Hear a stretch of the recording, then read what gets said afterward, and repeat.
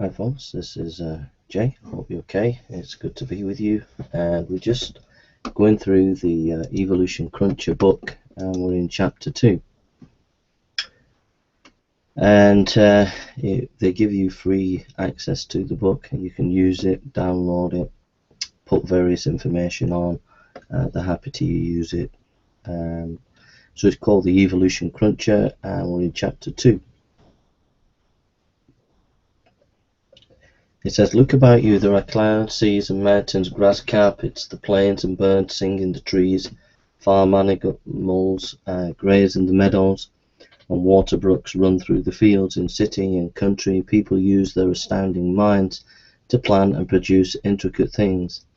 At night, the stars come out, and overhead are billions of stars, and our galaxies beyond them are 100 billion island universes, each with 100 billion stars. Yet all of these things are made of matter and energy. Where did it all come from?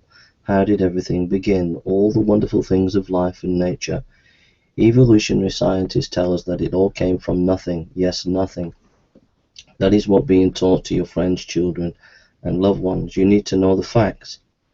In this chapter, we shall briefly view what evolutionary scientists teach about the origin of matter, stars, galaxies, planets, and we will give you the basic scientific reasons why their cosmological theories are incorrect. Cosmology is the word used for theories about the origin of matter and stellar objects.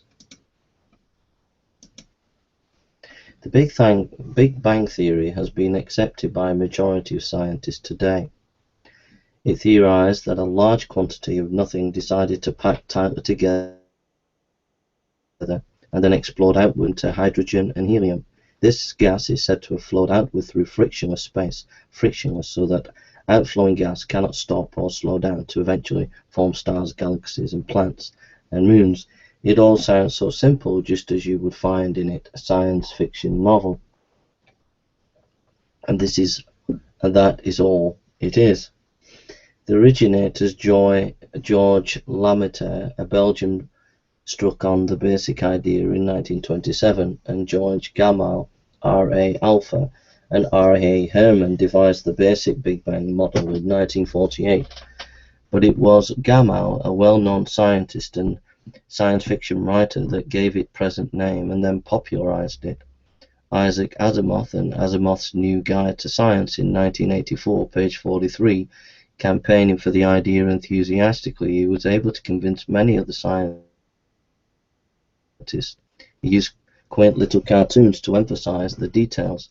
The cartoons really helped sell the theory.